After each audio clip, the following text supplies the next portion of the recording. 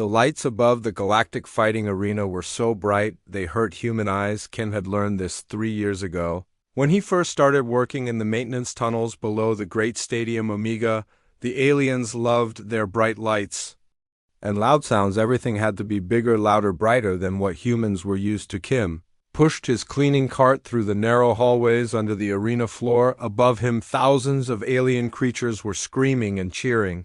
The sound came down through the metal floors like thunder during a storm, but Kim was used to it now. He had been cleaning these same hallways for 3 years, and the noise no longer bothered him. Tonight was special, though. Tonight was the final match of the Interstellar Combat Championship. The winner would get more money than most humans saw in their entire lives. They would also get command of a whole star fleet and the right to call themselves the strongest fighter in the galaxy. Kim had watched many of these fights over the years, always from the shadows, always invisible. He stopped his cart next to a maintenance door and pulled out his keys. The door opened into a small viewing area that the cleaning staff used to watch for spills and accidents during fights. Kim was not supposed to be here during matches, but nobody ever checked on the janitors during the big events. Everyone was too busy watching the violence through the thick glass. Kim could see the arena floor. It was a perfect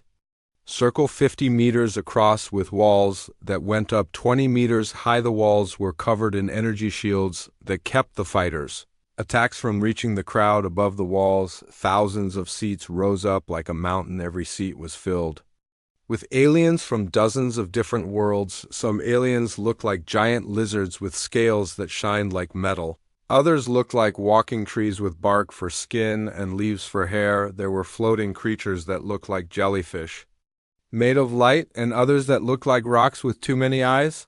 Kim had learned to recognize most of the common species during his years of cleaning up after the men. The center of the arena floor stood the current champion. Vex was 12 feet tall and covered in thick red scales that could stop laser blasts. His arms were as thick as tree trunks and ended in claws that could cut through steel. His head looked like a crocodile, but with more teeth and eyes that glowed yellow in the bright lights. Vex had won 17 straight fights to reach the championship. He had never been seriously hurt in any of them. Most of his opponents never even managed to touch him before they were knocked unconscious, or worse, the medical teams were always busy after Vex fought, carrying away broken bodies on stretchers. Across from Vex stood his opponent for tonight, a warrior from the ice world of Frost Prime. The alien looked like a giant white bear, but walked on 2 legs like a person. His fur was so thick that energy weapons barely affected it, and his claws were longer than human hands. The crowd was cheering for both fighters, but Kim could tell they expected Vex to win easily. Kim watched as the fight began. The ice warrior was fast for something so big, but Vex was faster. The champion moved like water flowing around rocks. His claws flashed in the bright lights as he struck again and again. The ice warrior tried to fight back, but every attack missed by inches. Within 5 minutes, it was over. The ice warrior lay on the arena floor, not moving.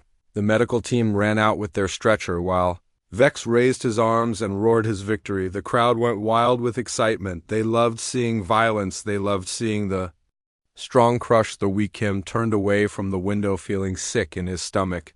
This was not sport anymore. This was just cruelty for entertainment. He had seen too many fighters carried away broken or worse over the past 3 years. The arena was supposed to be about skill and honor, but it had become something dark and twisted. He was about to leave when he heard voices in the hallway outside the viewing room.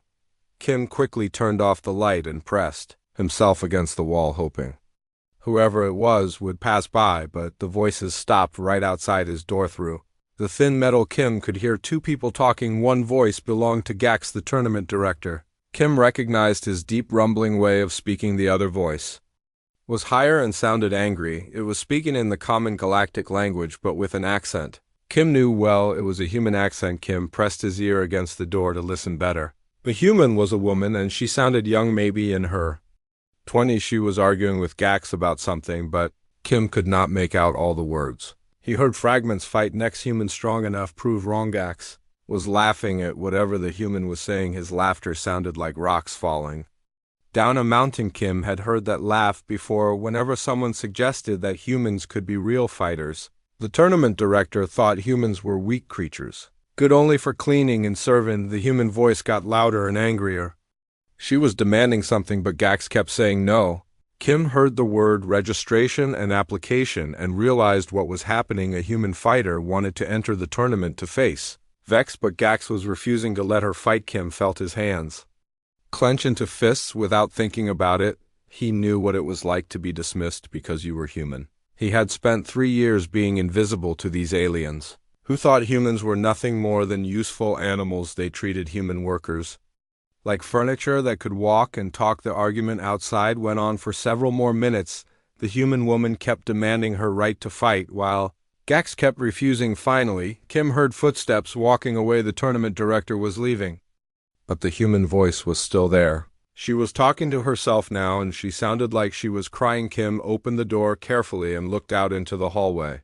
A young human woman was sitting on the floor with her back against the wall. She was wearing the simple gray uniform that human workers had to wear on the station. Her black hair was pulled back in a practical style, and her hands were shaking with anger or sadness or both. She looked up when she heard the door open, and Kim saw that she was indeed crying. Her eyes were red, but there was fire in them too. She was not giving up even though she had been rejected. She was planning something. Kim could see it in the way she held herself. The woman looked at Kim in his janitor uniform and seemed to dismiss him as unimportant, just another human worker, just another invisible person cleaning up after their alien masters. She wiped her eyes and stood up ready to walk away, but something about her reminded Kim of himself 20 years ago. The same determination, the same refusal to accept that humans were lesser beings, the same burning need to prove that humans could be more than what the galaxy expected them to be. Kim made a decision that would change everything. He stepped out of the viewing room and called after the young woman. She turned back with surprise on her face, probably wondering why a janitor was talking to her. Kim looked into her eyes and saw the same fire that had once burned in his own heart, the same need to show the galaxy that humans were not weak. He thought about the fighter who had just been carried away, broken by Vex. He thought about all the humans who were told they could never be strong enough to matter. He walked toward the arena entrance, carrying only his mop and bucket. The time for hiding was over. Kim walked slowly toward the arena entrance, his cleaning supplies making soft sounds against the metal floor. The young human woman whose name he had learned was Hannah followed behind him. She was confused about why a janitor was heading toward the fighting area, but something about the way Kim moved made her curious. The arena security guards saw Kim approaching and moved to block his path. These were not aliens, but humans like himself. Humans who had been given the job of keeping other humans in their proper places. The head guard was a big man named Day who had worked security for 5 years. Day held up his hand to stop Kim from going further. You cannot go in there, he said. The match is over, but they are preparing for the victory ceremony. Only authorized personnel are allowed on the arena floor right now. Go back to your cleaning duties. Kim looked at Day with calm eyes. I need to speak with the tournament director, he said. His voice was quiet, but there was something in it that made Day step back without thinking about it. Kim had not raised his voice or made any threats, but suddenly the security guard felt like he was facing something dangerous. What could a janitor possibly have to say to Director Gax? Day asked, trying to sound tough again. You clean toilets and empty trash cans. Why would the director want to talk to you? Go back to work before you get in trouble. But Kim was already walking past him. The other security guards moved to stop him, but Day held up his hand again. There was something about this janitor that made him nervous, something he could not explain.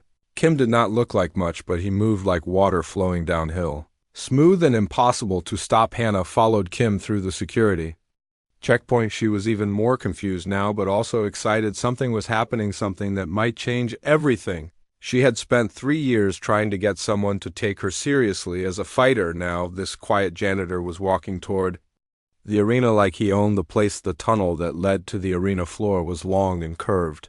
The walls were covered with pictures of past champions, all of them aliens, all of them massive and frightening. Kim walked past these pictures without looking at them. He had seen them all before during his cleaning rounds, but tonight they meant nothing to him. As they got closer to the arena floor, the sounds got louder. The crowd was still cheering for Vex, who was probably still celebrating his easy victory. The announcer was talking about how dominant the champion was and how no one in the galaxy could challenge him. Kim almost smiled at that. They reached the entrance to the arena floor and Kim stopped. The bright lights hurt his eyes after the dim tunnels, but he did not squint or look away. Instead, he stood perfectly still for a moment, as if he was listening to something only he could hear. Hannah watched him and noticed that his breathing had become slower and deeper. "What are you doing?" she whispered. "Why are we here?" Kim looked at her, and for the first time she saw something in his eyes that made her heart race. It was not anger or hatred, it was something much more dangerous. It was absolute confidence, the kind that came from knowing exactly what you were capable of. "You wanted to fight him," Kim said quietly. "You wanted to show them that humans are not weak." Hannah nodded. "Yes, but they would not let me. They said humans are too fragile to face real warriors. They laughed at me like I was a child playing games." Kim nodded slowly. "Then watch and learn," he said.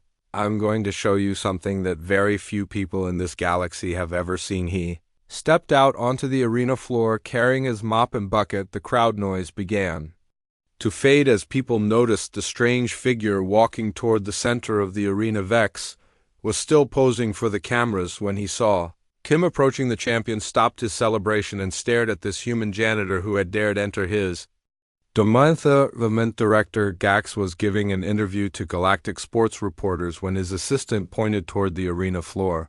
Gax turned and saw Kim walking calmly across the fighting surface. "What is that human doing there?" he roared. "Get security down there immediately." But it was too late. Kim had reached the center of the arena and was setting down his cleaning bucket. The crowd had gone quiet. Now everyone was staring at this impossible scene. A human maintenance worker had walked onto the most important fighting stage in the galaxy carrying nothing but cleaning supplies. Vex approached Kim with anger in his glowing yellow eyes. No one interrupted his victory celebrations. No one dared to enter his arena without permission. Especially not a weak human servant. "You do not belong here, little creature," he growled, his voice carrying across the silent stadium. "Get out before I hurt you." Kim looked up at the 12-foot-tall champion without any fear in his eyes. Instead, he began to remove the cloth head from his mop, leaving only the long wooden handle. The wood was old and worn smooth from years of use, but it was solid and straight. "I challenge you to single combat," Kim said, his quiet voice somehow reaching every corner of the massive arena. The crowd exploded into shocked noise. Aliens were shouting questions at each other in dozens of different languages.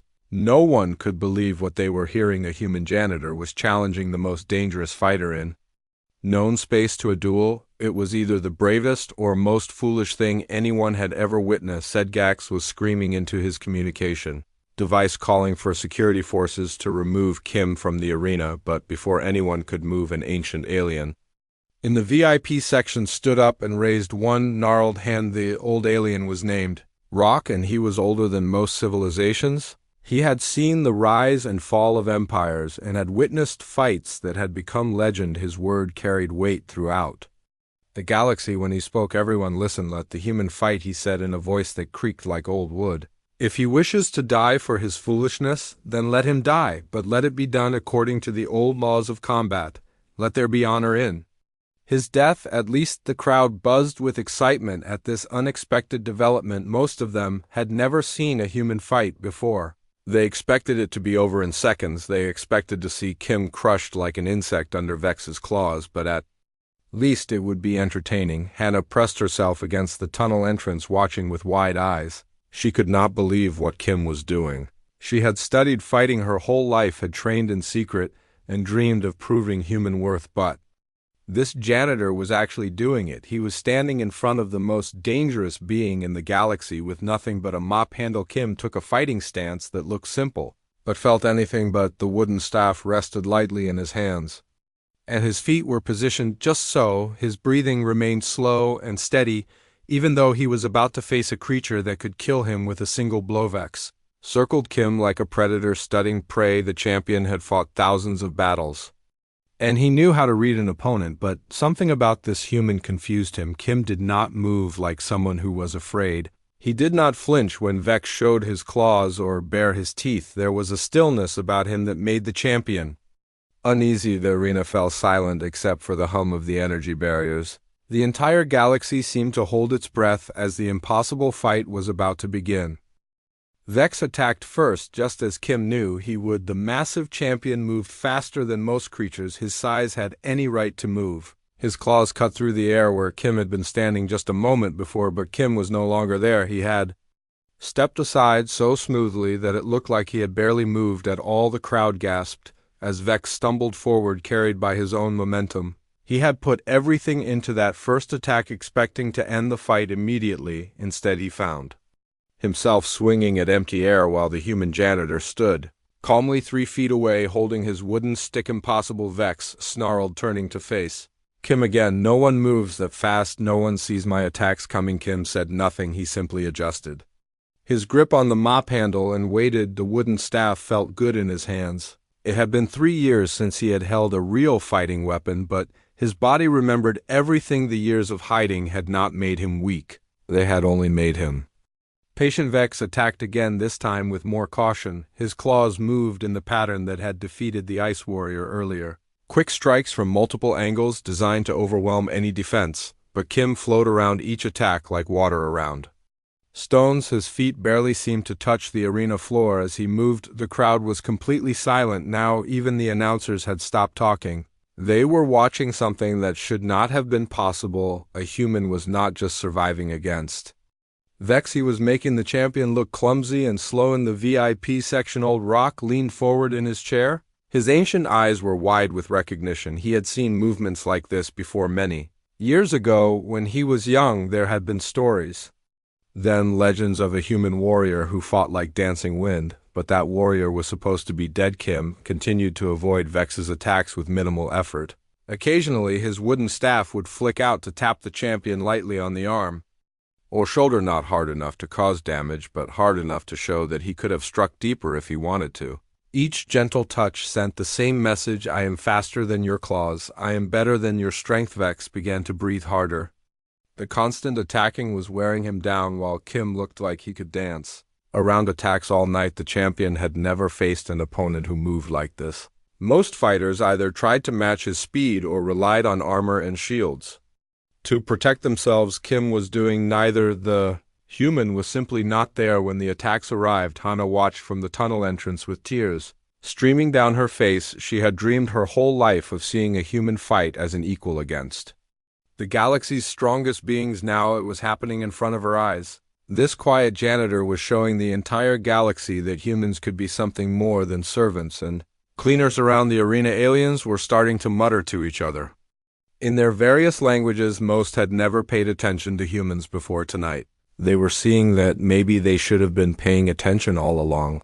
The small bipeds they used for manual labor apparently had capabilities no one had suspected. Kim could see the confusion and growing fear in Vex's glowing eyes. The champion was beginning to realize that his usual tactics were not working. His speed advantage was meaningless against someone who seemed to know where every attack was going before it began. His strength was useless if he could not make contact with his target, but Kim also knew that a cornered predator was dangerous. Vex would soon abandon technique and rely on pure savagery. When that happened, people could get seriously hurt. Kim had seen it before in other fights years ago. The time for playing was almost over. Vex roared in frustration and charged forward with both claws extended. He no longer cared about fighting skill or technique. He just wanted to grab this impossible human and tear him apart with raw power. The champion's massive body covered the distance between them in seconds. Kim waited until the last possible moment, then dropped low and swept his wooden staff in a wide arc. The mop handle struck Vex behind both ankles at exactly the right angle and exactly the right moment. The champion's own momentum worked against him as his feet went out from under him. The 12-foot-tall alien crashed to the arena floor with a sound like thunder. His scaled body slid across the smooth surface for several feet before coming to a stop. Vex tried to get up immediately but found that his legs were not working properly. The nerve strikes Kim had delivered were precise and temporary. But for now, the champion could not stand. The arena was so quiet that everyone could hear Vex's labored breathing. The mighty champion was lying on his back, looking up at a human janitor who had defeated him with nothing but a cleaning tool. The impossible had become reality. Kim stood over his fallen opponent with the wooden staff held loosely in his hands. He was not even breathing hard despite having Just fought the most dangerous being in known space. His calm expression never changed. As he looked down at Vexu, our strong Kim said quietly, but strength without wisdom is just violence. You fight with anger, and anger makes you predictable. Vex tried to speak, but could only gasp. The temporary paralysis would wear off soon, but for now he was helpless. The champion, who had never been defeated, who had never even been seriously challenged, was lying motionless while his human opponent stood over him. Unharmed, slowly, Kim reached down and touched 2 pressure points on Vex's chest. The paralysis faded and the champion could move again, but he made no attempt to continue fighting. Instead, he stared up at Kim with something that might have been respect in his yellow eyes. How Vex whispered, "How did you do this? What are you, Kim?" Helped the massive alien sit up, showing no fear, even though Vex could have grabbed him easily. "I am what I have always been," he said, "a human being." The crowd finally found its voice, and the arena exploded into chaos. Aliens were screaming questions in dozens of languages, while others were frantically placing new bets or calling friends on other worlds. The humans in the crowd, many of them workers like Kim, were cheering with tears in their eyes. For the first time in galactic history, a human had defeated an alien champion in single combat, not through technology or weapons, but through pure fighting skill. The implications were staggering. If one human could do this, how many others might have similar abilities? Tournament director Gax was shouting into his communication device, demanding that security arrest Kim for disrupting the ceremony, but Old Rock stood up in his VIP box and raised his hand again. The human won according to the ancient laws of combat, he declared in his creaking voice that makes him the new champion, whether we like it or not. Kim looked around the chaotic arena and realized that his quiet life was over. The galaxy would never see humans the same way again, and whether that was good or bad remained to be seen. Kim bowed respectfully to Vex, who was now sitting up on the arena floor. The massive alien was still staring at him with confusion and something that looked like wonder. No one had ever helped Vex up after a fight. Usually he was the one standing over defeated opponents. The crowd was still in chaos, but Kim barely noticed the noise. He picked up his cleaning bucket and began walking toward the arena exit just as quietly as he had entered. The wooden mop handle rested across his shoulders. Like it weighed nothing at all. "Wait," called a voice from the tunnel entrance. Hannah ran onto the arena floor, ignoring the security guards who tried to stop her. She reached Kim just as he was about to disappear back into the maintenance areas. "Who are you really?" she asked breathlessly. "You are not just a janitor." Kim paused and looked at the young woman. He could see the fire in her eyes, the same burning need to prove human worth that had driven him decades ago. She deserved to know the truth, even if it would complicate his life. "My name is Kim," he said simply. 20 years ago, some people called me the Silent Master. I was considered the greatest human fighter who ever lived. But that was a different time, and I was a different person." Hannah felt her knees go weak. She had studied every recording she could find of the legendary Silent Master, memorizing his techniques and trying to understand his fighting philosophy. Most people thought he was dead, killed in some distant war, or lost in the vast emptiness between stars. "But you disappeared," she whispered. "The records say you died in the Centauri conflict. Your ship was destroyed. Your body was never found." Kim nodded. "I needed people to believe I was dead. The fame was destroying me. Everyone wanted to use me as a weapon or a symbol. I just wanted to be left alone to find peace, so I faked my death and came here to live quietly." The arena security forces were finally getting organized and moving toward Kim, but before they could reach him, Old Rock appeared, surrounded by his own bodyguards. The ancient alien looked at Kim with eyes that held the wisdom of centuries. "I knew your grandfather," he said in his creaking voice. "He was the one who first brought the silent way to the stars. He taught me that true strength comes from understanding, not from violence." Kim bowed deeply to the old alien, showing the same respect he had given to Vex. "You honor me with your words, Elder One, but I am no longer the man I once was. I seek only to live in peace." Rock laughed, a sound like wind through dry leaves. "Peace," he said. "You just defeated the galactic champion in front of 10 billion viewers. Peace is no longer an option for you, young master. The galaxy will not let you hide again around." Then the chaos continued to grow. Tournament officials were arguing with galactic news reporters, while alien military officers were making urgent calls to their homeworlds. The human janitor, who had just changed everything, was trying to walk away. Like nothing had happened, but Hana grabbed Kim's arm before he could leave. Please, she said, you have to train me. You have to teach other humans the silent way. We have been treated like servants for too long. We deserve better. Kim looked into her determined face and saw himself at her age, hungry for knowledge, desperate to prove that humans were more than what others believed. But he also remembered the price of fame, the constant pressure, the way people looked at you like you were a weapon.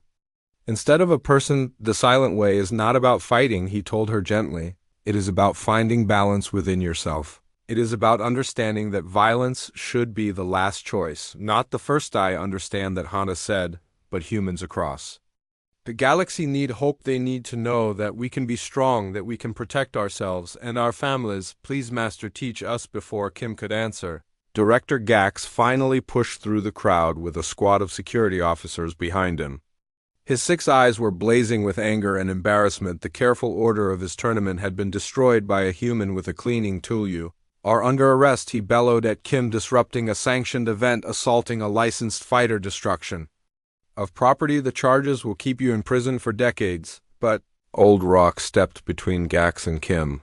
The ancient alien was small and frail-looking, but his presence made everyone around him nervous. He had seen empires rise and fall, and his opinion carried weight throughout the galaxy. The human won according to the ancient laws of combat, Rock said calmly. That makes him the new champion. You cannot arrest your own tournament winner, Gax. It would be illegal under galactic sports regulations. Gax sputtered in frustration. He is not registered. He has no fighting license. He is just a maintenance worker. Kim spoke for the first time since helping Vex to his feet. I claim the right of the silent challenge, he said, using words that had not been spoken in an arena for over a century. Any being may challenge any other to single combat. If they believe justice has been denied, this right is older than your tournaments, older than your regulations. Rock nodded approvingly. The boy knows the old laws, he said. You cannot ignore them, Gax, even if they are inconvenient. The human is now legally the galactic fighting champion, whether you like it or not. The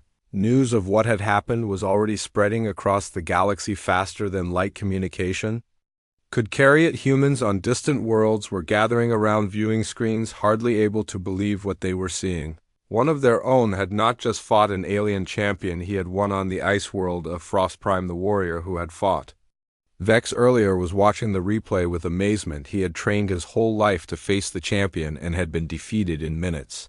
This human janitor had made it look easy. Military commanders on dozens of worlds were calling emergency meetings.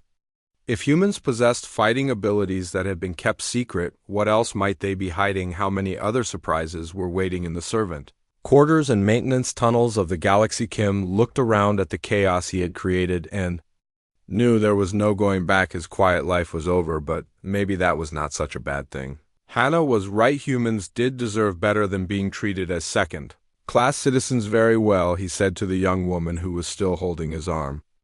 I will teach you and others like you, but not here. This place has become a circus. We will need somewhere quiet, somewhere we can train properly. Where? Hana asked eagerly. Kim smiled for the first time since entering the arena.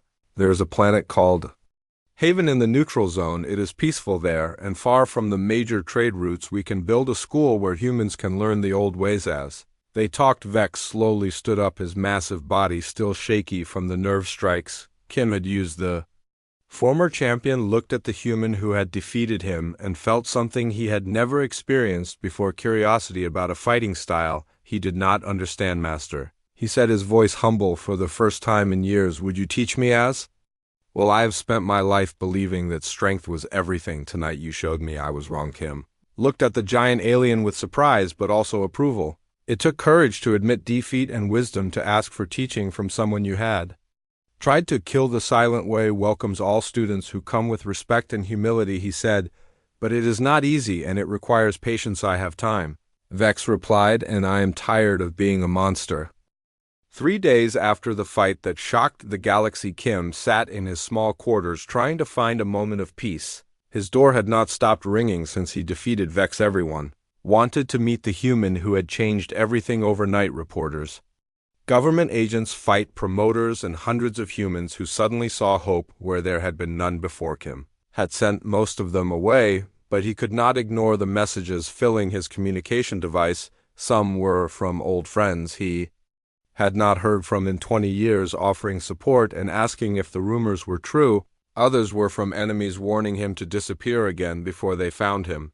Most disturbing were the official messages from various alien governments. The Draconian Empire wanted to hire him as a military instructor. The Crystalline Federation offered him citizenship and protection.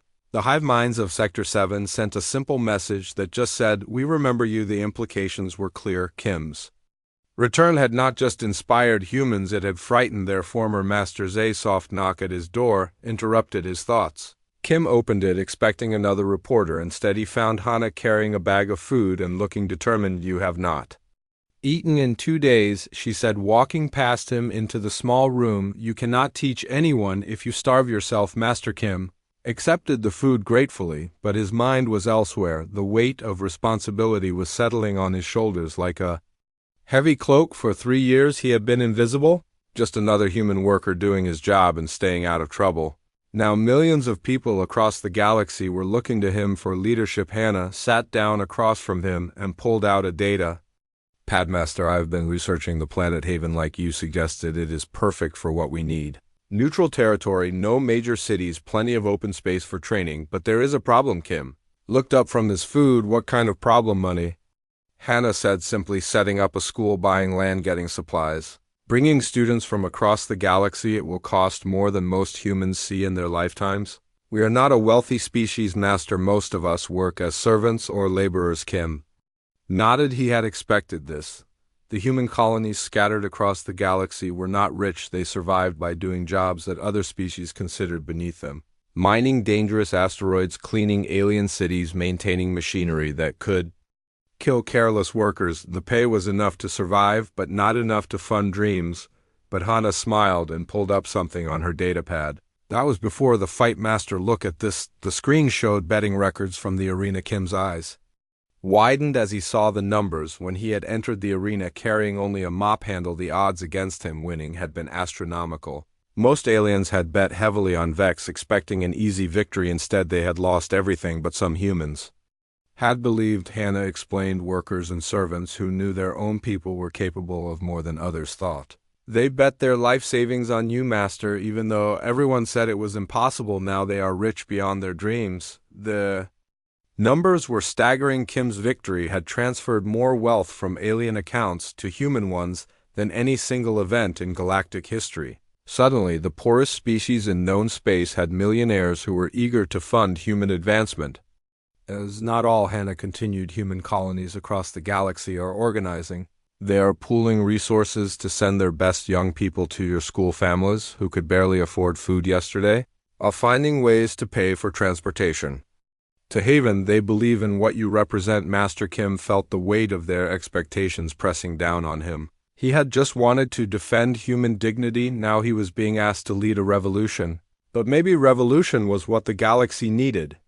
Maybe it was time for humans to stop accepting whatever place others gave them. His communication device chimed with an urgent message. Kim opened it and saw that it came from the Terran Colonial Council, the closest thing humans had to a unified government. The message was short but carried tremendous implications. "We know who you are. We know what you have done. The Council formally requests your presence on Earth for an emergency session. Humanity needs guidance, Master, and you are the only one qualified to provide it." Earth. Kim had not been back to the human homeworld in over 30 years. He had been born there but left as a young man to spread the silent way to the colonies. Now they wanted him to return as a leader instead of a teacher. Hana saw his expression and knew what he was thinking. "Master, you cannot run away again," she said gently. "The galaxy has seen what humans can do. They will not let us go back to being invisible. You showed them our strength. Now you have to help us use it wisely." Before Kim could respond, his communication device chimed again.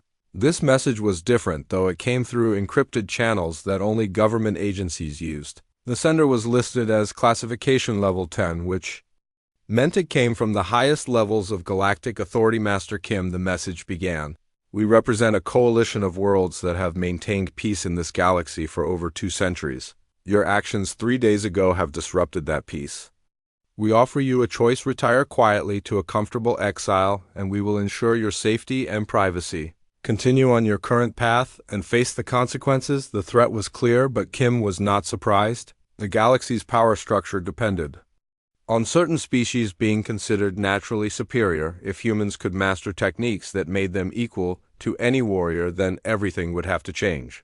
Some would see this as progress, others would see it as a threat that needed to be eliminated. Hannah read the message over his shoulder, and her face went pale. Master, they are threatening you. Kim set down the communication device and looked at the young woman who had become his first student in 20 years. She represented everything good about humanity: courage in the face of impossible odds, determination to be better than what others expected, hope for a future that seemed unreachable. I have spent 3 years hiding, he said quietly, 3 years pretending to be something I am not. While my people were treated like servants, and worse, I will not run again. Then what will you do? Hannah asked him, stood up and walked to his small window that looked out over the space station. He could see human workers going about their duties, maintaining the alien technology that kept the station running.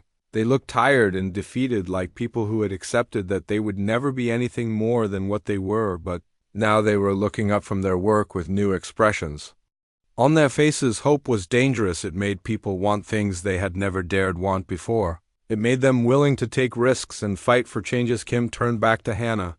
I am going to send a message to every human world, every colony, every ship floating in the dark between stars, he said. I'm going to tell them about Haven, about the school we are going to build, about the future we can create together. And if the alien governments try to stop us, she asked then, Kim said, picking up his old mop handle, they will learn what humans are truly capable of when they have something worth fighting for.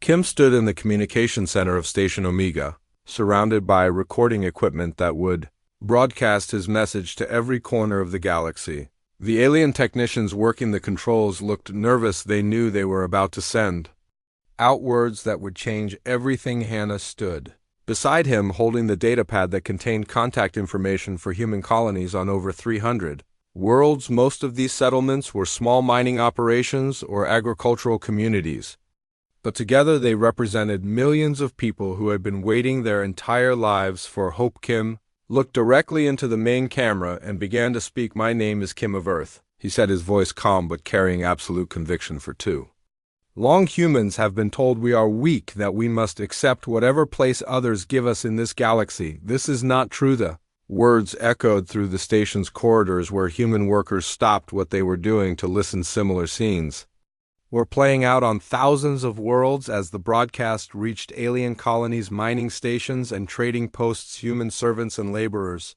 gathered around viewing screens, hardly daring to believe what they were hearing. We have our own strength, Kim continued, our own ways of fighting, our own contributions to make to the galactic community. I am establishing a school on the neutral world of Haven. Any human who wishes to learn the ancient ways, who wants to discover what they are truly capable of, is welcome. The response was immediate. Human colonies across the galaxy began organizing before Kim had even finished speaking. Families pooled their resources to send their children to Haven. Transport ships changed course to head for the neutral world. Humans who had spent their lives invisible to their alien employers suddenly stood a little taller, but not everyone was pleased with Kim's announcement. In the military headquarters of the Draconian Empire, General Voss smashed his scaly fist through a holographic display. The humans were supposed to be controllable, were supposed to know their place as servants and workers. Now one of them had shown the galaxy that humans could be dangerous. Contact our allies, Voss ordered his staff. I want a coalition of worlds ready to act if these humans become a real threat. The balance of power that has kept peace in this galaxy cannot be allowed to collapse. Similar conversations were taking place in alien capitals across known space. Military leaders who had never considered humans worth their attention were suddenly making plans to deal with a species they had always dismissed.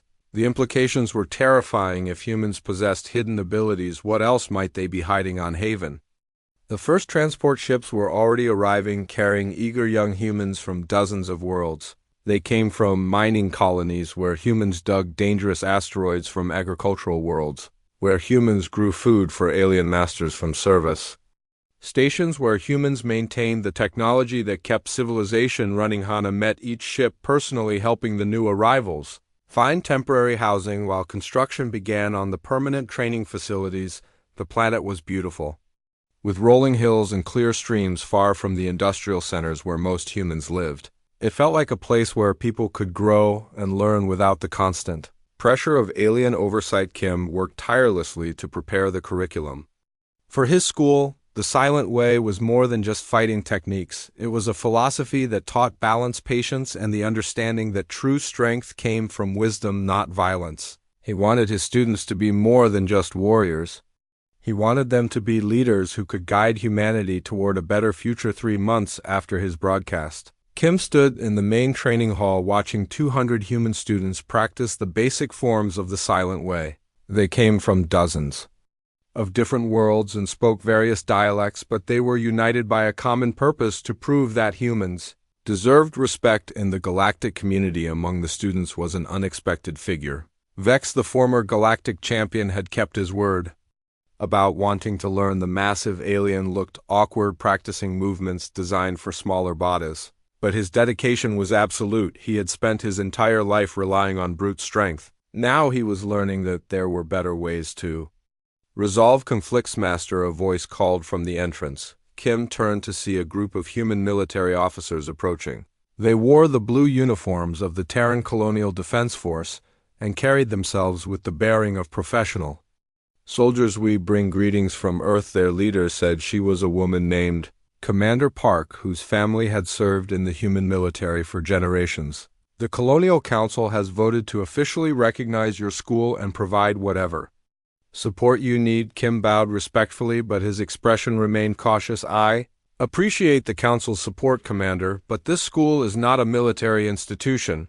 We teach the silent way to all humans regardless of their politics or profession. We understand that, Commander Park replied. But Master, you must realize that other species are beginning to see humans as a potential threat. Several alien governments have formed a coalition to discuss the human situation they claim we are disrupting galactic stability. Kim had been expecting this news, but it still troubled him. He walked to the window that looked out over the training fields where his students were practicing staff work and meditation exercises. These young people had come here seeking knowledge and self-improvement. Now they might become soldiers whether they wanted to or not. What does the coalition want? He asked. They demand that you close the school and return to obscurity. Commander Park said they claim that teaching humans advanced fighting techniques violates several galactic treaties about species development.